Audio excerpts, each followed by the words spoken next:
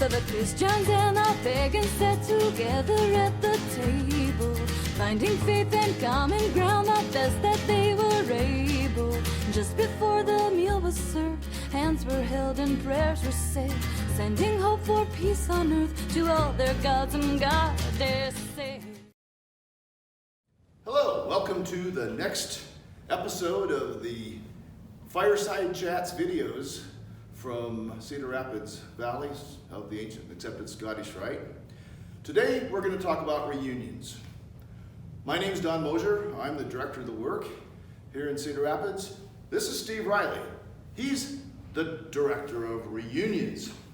So the first video we're going to do, we're going to talk about reunions in general and why we do them, and he's got all the answers about that. I'm going to prod him with a question now and again, but mostly he's going to tell you. So, Steve, everybody always thinks of our reunions as the time when we confer degrees on new members. And we do that. That's an important part of the reunion, but it certainly is far from the whole reunion. What other kinds of things happen at a reunion besides the degree conferral? Well, Don, obviously the conferral of degrees seems kind of dry. We start out, we actually have food. The first thing you come in, you get coffee and donuts. Conversation is a really important part, the communication and learning to communicate with each other.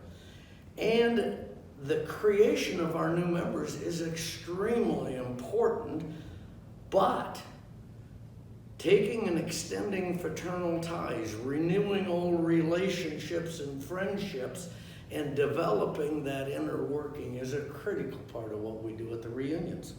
So is that more critical with establishing these fraternal ties with the new members that are coming in the class, or with the rest of the brothers? All of the above. The one key ingredient that I think a new member needs to realize is when they walk in the door, we're teaching them, but we're also learning from them. And the reunion is about renewing old friendships and ties and creating new ones within our fraternal work.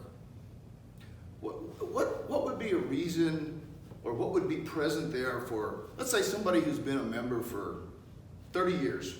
Why would they come back to a reunion? I smile at that question because I hear it quite often. And I was sitting down last night thinking, in the last 20 years, I've missed one reunion. And yet, of all of the reunions I've been back to, I have continually learned new things from my existing brothers, yourself, and also from our new candidates. So in 20 years, I have learned an awful lot. I think that I am a better person from having done it and learned a lot more.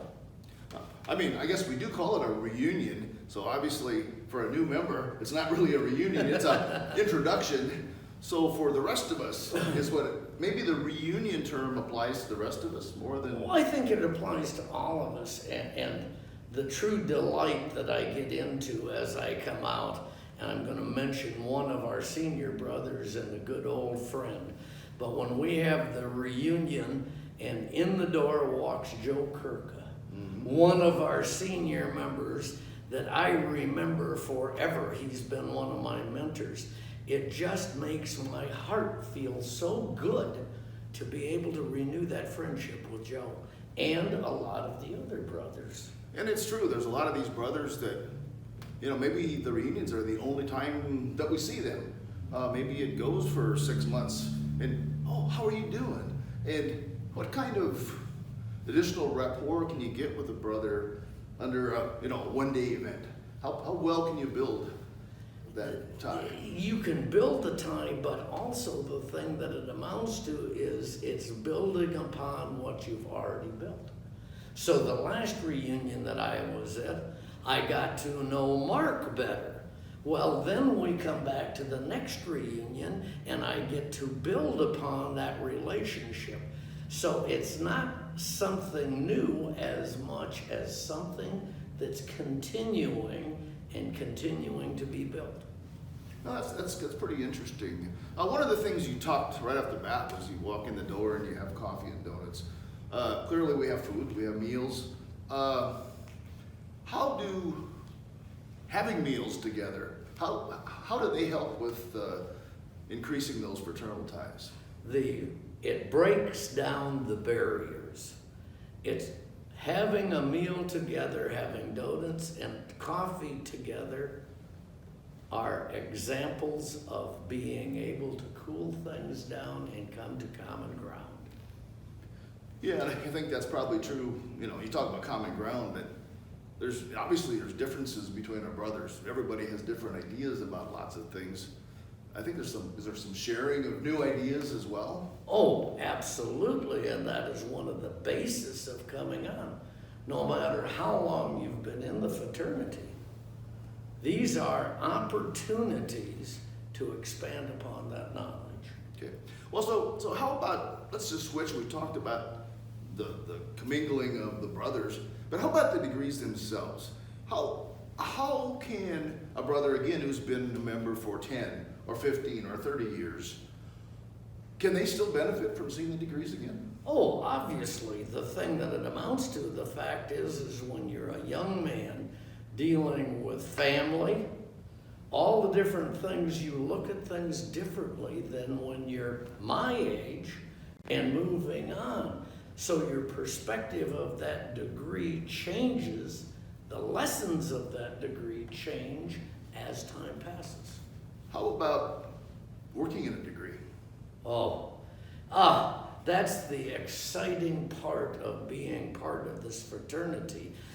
You become part of a closer knit group, but working in that degree, you understand it better, you improve upon it, you work with it, and you develop closer friends with that particular experience.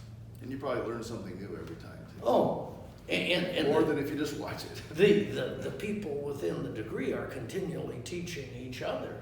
And of course, the degrees continue we tweak them a little bit all the time, so they change and you get a little different perspective. You do that on us, and I love it, Don. I really love it. But the point that I make on it is you continually come up with a challenge, which is greatly appreciated on it. Sometimes I'm going, whoa, where did that come from? And then all of a sudden, the realization of where it come from and what it meant means a lot. Okay, so how often should a brother come to a reunion? Like I said, I missed one in the last 20 years. How does that give you my answer of how often you should come? Yeah, I agree with you. You know, we try to have a reunion twice a year, every spring and every fall. Now, obviously, this has not been a typical year. We obviously had to cancel our spring reunion due to the pandemic, and let's say it still heavily threatens our fall reunion. How can a brother maintain ties with his brethren during trying times like this? Basically, maintenance of brothership is an extra effort, which is just sometimes picking up the phone and calling. It's just, and it's a Masonic thing, but it's a human thing. We need to continue to work to keep our fraternal ties just like we do others.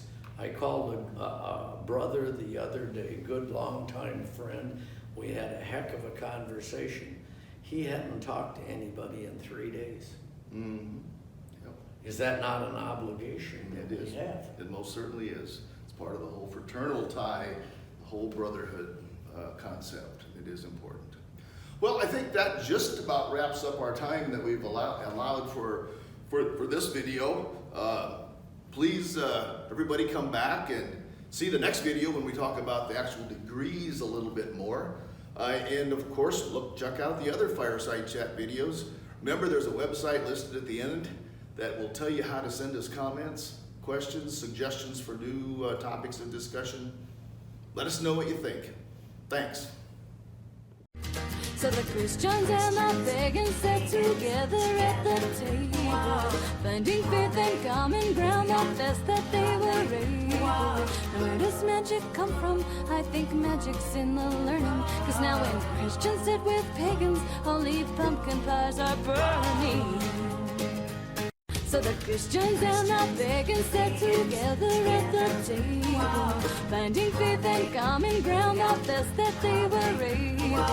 Lighting trees in darkness, learning new ways from the old, and making sense of history and drawing warmth out of the cold.